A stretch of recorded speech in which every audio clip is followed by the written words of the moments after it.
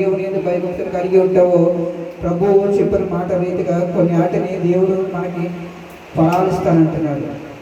చదువుతామని 3వ వచనం, నీవు పట్టణంలో దీవింపబడదువు, పొలంలో దీవింపబడదువు, నీ గర్భఫలము, నీ భూఫలము, నీ పశువుల ఫలము, నీ దుక్కటెత్తులు, నీ గొర్రెలు, మేకలు, మందలు, ప్రతి దానిని దేవుడు ఇస్తాడు. దేవుడు దీవిస్తానంటున్నాడు. ప్రతి దానిని, అన్నిటికంటే ముఖ్యంగా మనం ఎదురు చూసేది ఏంటంటే చాలా మంది గర్భఫలం. చాలా మందికి ఏంటంటే తెలిసిన లోకంలో గర్భఫలం లేక చాలా మంది చింతపడుతున్నారు, బాధపడుతున్నారు, కన్నీరు కారుస్తున్నారు, దుఃఖము చెందుతూ ఉన్నారు ఈ విషయంలో చాలా మంది. అయితే మనం ఏదైనా ఒక ఫలం పొందుకోవాలంటే మొదట మనం చేయవలసింది జీవమగల దేవునికి మొక్కాలంటే. ఈ దేవుడని దేవుడని యెహోవాకు భయభక్తులు కలిగి జీవించాలి. ఎప్పుడైతే నువ్వు భయభక్తి కలిగి జీవిస్తావో, వాక్యానికి విధేయత కలిగి ఉంటావో, ఈ ఫలాలను దేవుడు అభివృద్ధి చేస్తానంటున్నాడు. అది ఏదైనా సరే, నీ సంపాదన అవ్వచ్చు, నీ భూఫలం అవ్వచ్చు, నీ ఉద్యోగం అవ్వచ్చు, నీ ఇల్లు అవ్వచ్చు. ఒకవేళ నీకు స్థలం లేకనే బాధపడుతున్నావు, నీకు సొంత ఇల్లు లేకనే బాధపడుతున్నావు, దేనినైనా సరే దేవుడు దీవిస్తానంటున్నాడు. అయితే మనము దేవుడి మాట వింటున్నామా? దేవుడి మాట విని, దేవుడి మాటకి శ్రద్ధ కలిగి, దేవుడి వాక్యాన్ని భయభక్తులు కలిగి మనం జీవించగలిగితే, ఇవన్నీ ఈ 28వ వచనం మీరు ఇంటికి వెళ్ళి చదవగలిగితే, ఇందులో ఉన్న ప్రతి ఆశీర్వాదాన్ని దేవుడు ఫలింపజేస్తానంటున్నాడు. మన జీవితాలు ఫలింపజేస్తానంటున్నాడు. 100గా ఫలింపజేస్తానంటున్నాడు, 200గా ఫలింపజేస్తానంటున్నాడు దేవుడు. కాబట్టి ఈ వాగ్దానాన్ని మన జీవితంలో ఫలింపజేయబడాలంటే మన చేయవలసిన మాట ఏంటంటే, మన దేవుడి మాట మనం శ్రద్ధగా ఎప్పుడైతే వింటావో అప్పుడు ఈ దేవుడు నీ యొక్క జీవితంలో నువ్వు కోల్పోయినవన్నిటినీ దేవుడు మరణాలు తిరిగిస్తాడు. ఏదైతే ఒకవేళ భక్తులను కోల్పోయామో, నువ్వు లేదు లెగిసి వేయి మొదటి జామున మోకరించిన ప్రార్థన చేయగలిగితే నువ్వు కోల్పోయిన పరిశుద్ధాత్మ దేవుడికి తిరిగిస్తాడు. కోల్పోయిన దేవుడి స్వరం దేవుడికి తిరిగిస్తాడు. ఏ స్వరం అయితే నువ్వు కోల్పోయి బాధపడుతున్నావు, ఏ వాక్యాన్ని అయితే నువ్వు కోల్పోయి బాధపడుతున్నావు, ఒకప్పుడు నువ్వు ప్రార్థన ఎక్కువసేపు చేసావు, గంటలు దేవుడి సన్నిధిలో గడిపావు, ఒకప్పుడు గడపలేకపోతున్నావు, నువ్వు లేచి వేయి మొదటి జామున దేవుడికి మొక్కగలిగితే వీళ్ళు కుమ్మరించినట్టుగా దేవుడు ఆయన సన్నిధిని కుమ్మరిస్తానంటున్నాడు. నీ జీవితంలో తృప్తినిస్తానంటున్నాడు దేవుడు. నీ యొక్క ఫలాన్ని అభివృద్ధి చేస్తానంటున్నాడు. నీ జీవితాన్ని అభివృద్ధి పరుస్తానంటున్నాడు. నువ్వు కలిగి ఉన్న ప్రతి దానిని దేవుడు అభివృద్ధి చేస్తానంటున్నాడు. కాబట్టి మనం మన దేవుడి మాట శ్రద్ధ కలగాలి. కాబట్టి ప్రతి ఒక్కరు గుర్తుపెట్టుకోవాల్సిన విషయం ఏంటంటే, మనం మన దేవుడి మాట వింటున్నామా లేదని గుర్తుపెట్టుకోవాలి. ప్రతి విషయంలో మీరు దేవుడికి విధేయురాలుగా విధేయుడిగానే ఉండాలి. కుటుంబ ప్రాంతాల్లో విధేయత చూపాలి. ప్రతి విషయంలో సంఘ ఆరాధనలో విధేయుడిగా ఉండాలి. భయమతో భక్తితో నువ్వు జీవించగలిగితే, శ్రద్ధగా దేవుడి మాట వినగలిగితే, చాలాసార్లు మనం విగ్రహించే కానీ మన మనసు వాక్యం మీద ఉండదు, చెప్తున్న మాట మీద ఉండదు, చదువుతున్న వాక్యం మీద ఉండదు. మన ఆరాధన జరుగుతుందంటే నీ మనకి ఎక్కడో ఉంటారు.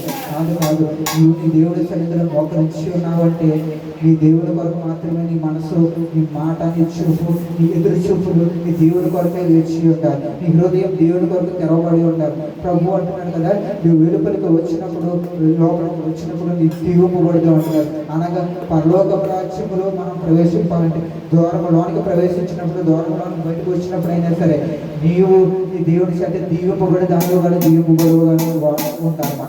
మనము దీవింపబడాలంటే దేవుని నుండి భయభక్తి కలిగి ఉండాలి, శ్రద్ధ కలిగి ఉండాలి. చేసే ప్రతి పని శ్రద్ధతో చేయాలి. ఈ రోజు ఒక చిన్న వాక్యాన్ని చదువుతున్నా కూర్చునంటే శ్రద్ధగా భయభక్తితో దాన్ని చదవాలి. నువ్వు వాక్యం చదువుతున్నామంటే అర్థమైందంటే సార్ దేవుడితో మనం మాట్లాడుతున్నామని అర్థం, దేవుడితో ముఖాముఖిగా మనం మాట్లాడుతున్నామని అర్థం, ప్రార్థన చేస్తున్నామంటే దేవుడితో మాట్లాడుతున్నామని అర్థం. కాబట్టి దేవుడు నా ఎదుట ఉన్నాడు, నేను ఉన్న చోట దేవుడి సన్నిధి ఉంది, నేను దేవుడి సన్నిధిలో ఉన్నాను, దేవుడు కూర్చున్న స్థానం ఎదుట నేను ఉన్నాను, దేవుడి బలిపేదం ఎదుట నేను ఉన్నాను. కాబట్టి దేవుడు నన్ను చూస్తున్నాడని భక్తి మనలో ఉండాలి. చేసే ప్రతి పని శ్రద్ధతో ఉండాలి, భయముతోనూ భక్తితోనూ చేయాలి.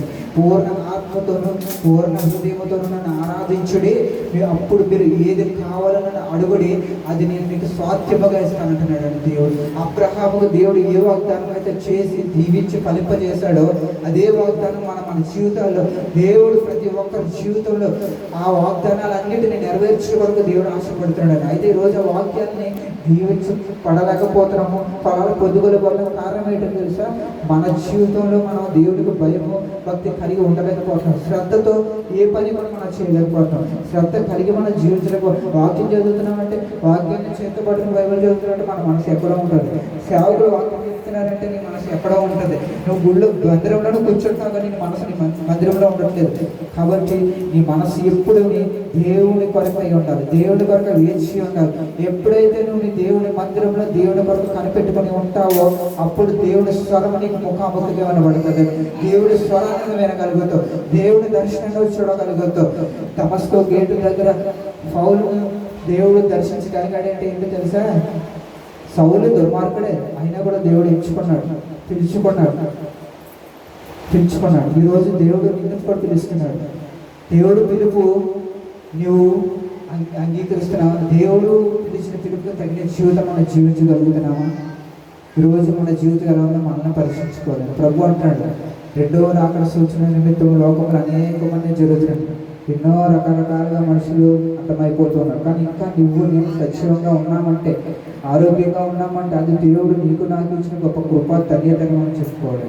కాబట్టి మన భూఫలమైన మన కుటుంబంలో సరే ఏదైనా సరే చేయాలంటే అబ్రహాముకు దేవుడు ఏ వాగ్దానం చేసిన వాగ్దానం మన జీవితంలో నెరవేరాలంటే మన దేవుడు మాట శ్రద్ధగా విని ఆయన ఆజ్ఞలు గైకొని ఎడల ఇవన్నీ మన జీవితంలో నెరవేర్చబడతాయని దేవుడు ఈరోజు వాగ్దానం చేస్తాడు. కాబట్టి చదవబడిన కొద్ది మాటలు మన వెనుకడిలోని జీవితంలో ప్రభువు దీవించి ఆశీర్వదించి బహుగా ఫలింపచేయగలుగుతాడు. ఆమేన్. హల్లెలూయా.